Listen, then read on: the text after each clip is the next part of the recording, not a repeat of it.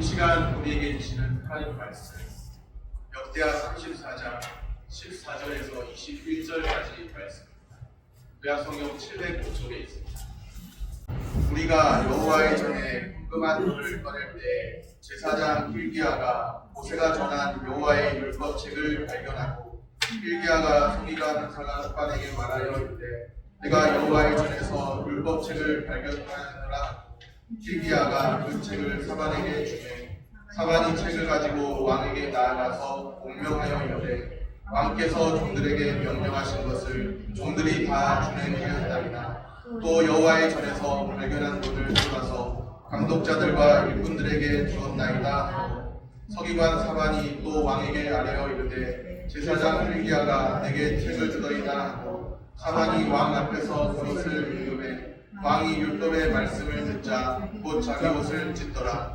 왕이 hil기야와 사반의 아들 아히감과 미가의 아들 압돈과 서기관 사반과 왕의 시종 아사야에게 명령하여 이르되 너희는 가서 나와 및 이스라엘과 유다의 남은 자들을 위하여 이 발견한 책의 말씀에 대하여 여호와께 물으라. 우리 조상들이 여호와의 말씀을 지키지 아니하고 이 책에 기록된 모든 것을 준행하지 아니하였으므로 여호와께서 우리에게 쏟으신 진노가 크도다 하니라. 아멘. 샬롬. 한 주간 동안 평안하셨습니까? 오늘 주의 말씀에 직면할 때라는 제목으로 하나님 말씀을 소개해 나누려고 합니다. 오늘은 날 잡았습니다. 아예 마음을 비우시고 제대로 주의 말씀에 직면하는 이 시간 되기를 소원합니다. 의미심장한 시작입니다. 오늘 말씀은 무언가를 발견하는 것으로부터 시작되는데 율법책을 발견하는 것으로부터 시작됩니다. 14절에 보면 제사장 hil기야가 모세가 전한 여호와의 율법책을 발견하고 또 15절에도 내가 여호와의 전에서 율법책을 발견하였노라 하고 앞뒤 맥락을 살펴보면 성전을 수리하는 중에 율법책을 발견합니다. 하나님의 말씀을 발견한다는 것이죠. 율법책을 발견했다는 자체가 특별한 의미가 있습니다. 율법책을 발견했습니다. 제사장 hil기야가 발견한 율법책은 성전 비치용이었습니다. 대체로 언약궤 곁에 보관되던 것이었죠. 오늘날로 말하면 교회당 비치용 성경책인 셈입니다. 이 율법책은 므낫세나 아몬과 같은 배교자 왕들에게서 다른 곳으로 치워졌다가 잃어버린 듯합니다. 그러다가 다시 율법책을 발견했다는 것이죠. 한때는 율법책을 보지 못할 때가 있었다는 말씀입니다. 그런데 다시 율법책을 발견했습니다. 비로소 하나님의 말씀이 선명하게 들리기 시작합니다. 그냥 내 생각으로, 내 마음대로 내가 해석한 하나님의 말씀은 이런 것이겠지, 그런 것이 아니라 하나님의 율법책이 발견되면서 분명하게, 선명하게 계시되 하나님의 말씀이 분명하게 드러나기 시작합니다. hil기야 대제사장이 발견한 율법책을 서기관 사반에게 줍니다. 서기관은 율법책을 가지고 요시야 왕에게 갔습니다. 이때 유다를 다스리는 왕이 요시야입니다. 요시야 왕에게 가서 서기관이 왕 앞에서 율법책을 읽습니다. 요시야 왕이 율법책의 말씀을 듣게 됩니다. 우리도 지금 하나님의 말씀을 듣는 시간이라고 앉아있는데 요시야 왕이 율법책의 말씀을 듣습니다. 18절 말씀입니다. 서기관 사반이 또 왕에게 아뢰어 이르되 제사장 hil기야가 내게 책을 주더이다 하고 사반이 왕 앞에서 그것을 읽음에 왕 앞에서 그것을 율법책을 읽습니다. 요시야 왕이 말씀을 듣습니다. 왕에게 하나님의 말씀이 들려옵니다. 말씀이 들린다는 자체가 은혜입니다. 때때로 우리는 주님을 잊고 살 때가 있죠. 우리의 생활 속에서도 주님을 잊고 살 때가 있습니다. 하나님의 말씀이 무엇인지 상관없이 살 때가 있습니다. 그런데 주님은 우리를 잊지 않고 말씀하십니다. 우리는 주님을 잊을지라도 주님은 우리를 잊지 않고 말씀하십니다. 지금도 말씀하시는 하나님이십니다. 지금도 여전히 말씀하심이, 우리는 주님을 잊고 살 때가 있는데 주님은 우리를 잊지 않고 지금도 여전히 말씀하심이 은혜인 줄로 믿습니다. 주님의 말씀에 직면하는 요시야 왕입니다. 이때 요시야 왕이 어떤 반응을 보였나요? 19절 말씀을 같이 읽겠습니다. 19절 말씀입니다. 왕이 율법의 말씀을 듣자 곧 자기 옷을 찢었더라. 율법의 말씀을 듣자 어떤 특별한 행동을 취했습니다. 우리 대한민국에 사는 사람의 눈으로 볼 때는 좀 약간 비상식적인 모습 같이 보여지는데, 옷을 찢는 모습, 특별한 행동을 취한 것이죠. 율법의 말씀을 듣고. 현대인의 성경에는 자기 옷을 찢었더라, 이 말씀 앞에 또 붙여져 있는 말씀이 있습니다. 두려워서 자기 옷을 찢었더라. 세번역 성경에는 자기 옷을 찢었더라, 이 말씀 앞에 또 다른 단어가 덧붙여져 있습니다. 애통해하며 자기 옷을 찢었더라. 두려워서 자기 옷을 찢었습니다. 애통해하면서 자기 옷을 찢었습니다. 어떤 그 히브리 문화의 특별한 표현인 거죠. 자기 옷을 찢는 것이. 자기 옷을 찢었더라, 이 표현은 회개를 뜻합니다. 두려워서, 애통해하면서 회개했다는 것이죠. 요시야 왕은 율법책의 말씀을 들었습니다. 듣고 두려워하고 애통해하면서 회개의 반응을 보였습니다. 율법책의 말씀, 하나님의 말씀에 직면한 왕의 태도를 봅니다. 왕이잖아요. 왕의 신분과 위치가 있잖아요. 다른 사람의 말 쉽게 잘 안 들릴 것 같은데, 율법책이라 하더라도 그냥 율법책, 성경책 이렇게 생각할 수도 있을 것 같은데, 왕이 율법책의 말씀에 판단자 위치에 선 것이 아닙니다. 오히려 율법책의 말씀을 듣고 그와 그의 세대를 돌아보았죠. 주의 말씀을 듣고 자신의 삶을 살펴보았습니다. 왕의 자리에서 내려와서 자신의 삶을 돌아봤습니다. 오늘날 우리가 주님의 말씀을 대하는 태도는 어떤가요? 주님의 말씀을 듣는 그 시간은 말씀을 듣고 평가하는 시간이 아닙니다. 말씀의 평가자가 되어서는 안 됩니다. 판단자가 되어서는 안 됩니다. 이 설교는 이랬어, 저 설교는 어땠어, 그런 시간이 아니라는 거예요. 말씀을 듣는 시간.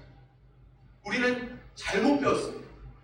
오히려 말씀이 나를 해석하고 평가해야 합니다. 말씀이 나를 해석하고 내 삶을 해석하고 평가해야 합니다. 우리가 말씀을 평가해야 할 때가 있지만 아닙니다. 하나님의 말씀이 나를 평가하게 해야 합니다. 하나님의 말씀으로 나의 삶을 해석하고 평가해야 합니다.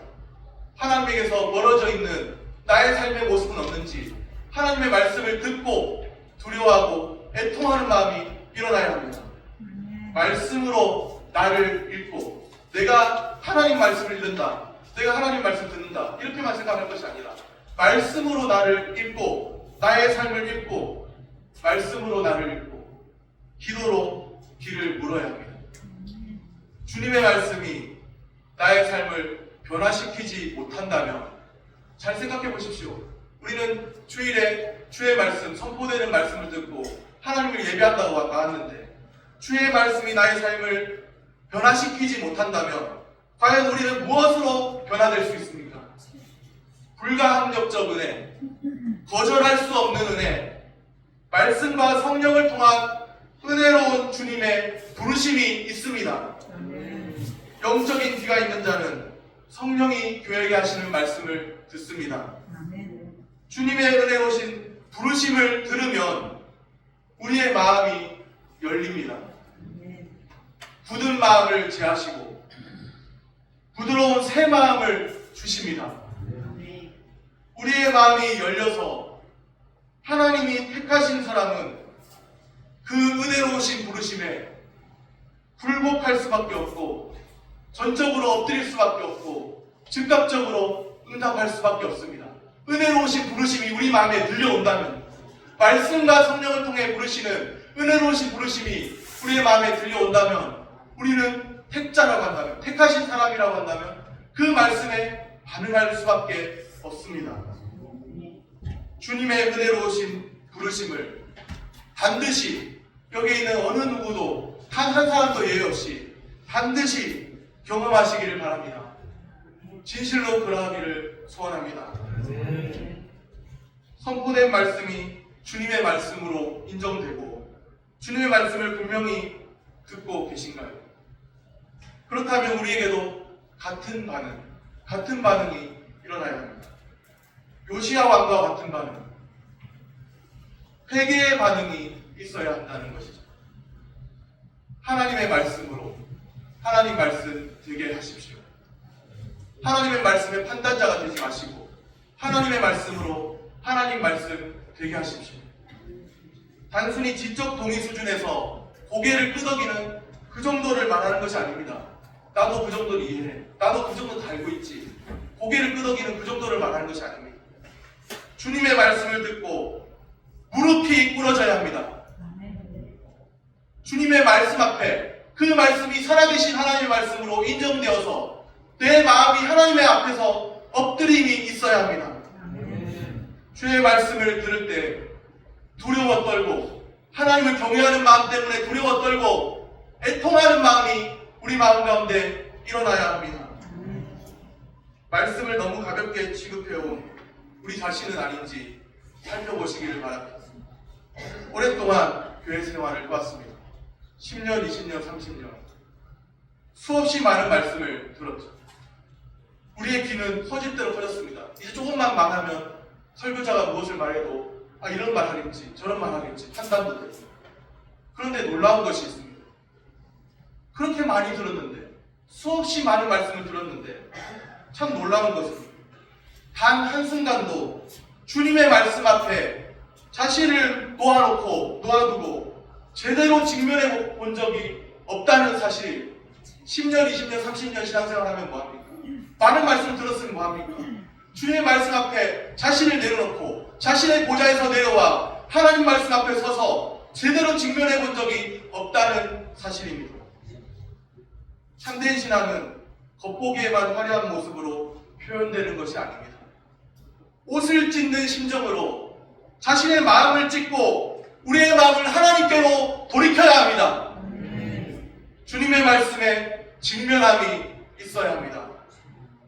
그 말씀이 굳은 나의 심령을 후며 타고 들어와야 합니다. 나의 심령을 찔러 쪼개야 합니다. 말씀을 듣고 주님께로 돌이켜야 합니다. 기억하시기를 바랍니다. 마음에 돌이킴이 있어야 하나님과의 관계가 회복됩니다. 주님의 말씀에 직면하여 하나님께 대한 회개와 우리 주 예수 그리스도께 대한 믿음의 반응이 우리에게 나타나게 되기를 소원합니다. 중생의 씻음과 성령의 새롭게 하시는 역사가 우리 가운데 있기를 소원합니다. 율법책을 통해 요시야 왕이 무엇을 알게 되었을까요? 무엇을 그토록 두려워하고 애통해하며 회개하였을까요? 요시야 왕이 듣고 알게 된 분명한 내용이 있습니다. 21절 끝에 보면 이렇게 말씀합니다. 여호와께서 우리에게 쏟으신 진노가 크도다 하니라. 주님께서 쏟으신 진노, 이 불의한 세대를 향하여 주님의 그 진노, 불의한 세대를 향하시는 하나님의 진노, 요시야는 이것을 알았습니다. 요시야는 율법책의 말씀을 들으면서 결국 피할 수 없는 심판에 대해 알게 되었죠. 요시야 이후에 어느 정도 일정 기간이 흐른 후에 실제로 남유다가 멸망합니다. 마음을 찢고 통곡한 요시야는 그의 치세에 유다의 멸망을 보지 않고 평안히 그의 조상들에게로 돌아갑니다. 오늘날도 같습니다.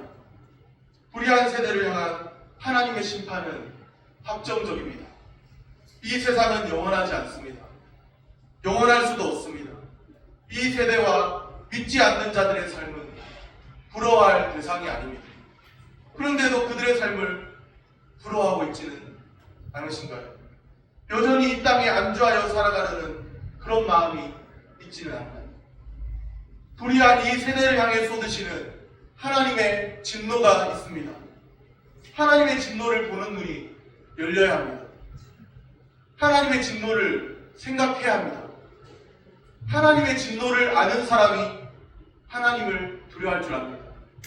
하나님을 두려워하고 자신의 죄를 애통해하고 슬퍼할 줄 압니다. 자신의 죄를 애통해하며 회개해야 합니다. 불의한 이 세대 가운데 살아가는 자신을 말씀에 비추어 바로 볼 줄 알아야 합니다.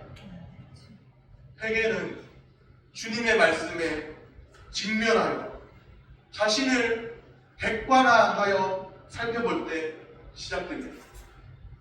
진노하시는 하나님의 손 안에 있는 죄인임을 철저히 깨달아야 합니다. 내가 죄에서 돌이키지 않는 한, 내가 하나님에서 멀어져 있는 그 삶에서 돌이키지 않는 한 진노하시는 하나님의 손 안에 있는 죄인이라는 것을 철저히 깨달아야 합니다. 내가 하나님의 말씀으로부터 멀어져 있고 나의 마음이 세상과 연락되어 있고 하나님의 마음과 연락되어 있지 않으면서 하나님 그저 나를 축복해 주시겠지, 복 주시겠지, 그렇게만 생각하시겠습니까? 나의 마음이, 나의 삶이 하나님께로부터 멀어져 있는 한, 주의 말씀으로부터 멀어져 있는 한 우리는 하나님의 진노하시는 손 안에 있는 죄인이라는 사실을 철저히 깨달아야 합니다. 그리하여서 마음을 찢고 돌이키는 사람이 성도입니다. 불의한 세대 가운데 함께 멸망할 수도 있죠.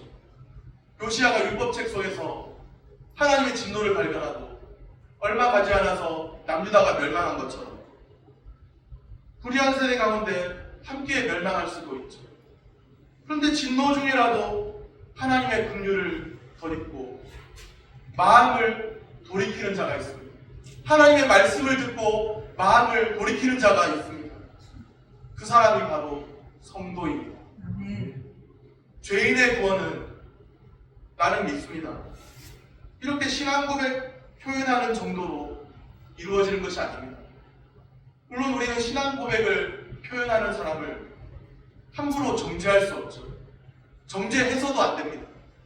분명한 신앙 고백이 있는 사람을 존중하고 그 신앙 고백을 중요하게 생각해야 합니다. 그런데 참으로 중요한 것은 하나님의 진노와 죄에 대해 민감하지 못하며 전혀 돌이킴에 대해 고민하지 않는다는 사실이에요. 죄에 대한 민감함이 있어야 마음을 돌이킬 수 있습니다. 죄에 대한 각성이 있고 죄에 대한 자각이 있을 때 하나님의 은혜가 얼마나 큰지를 더욱더 깨닫게 됩니다.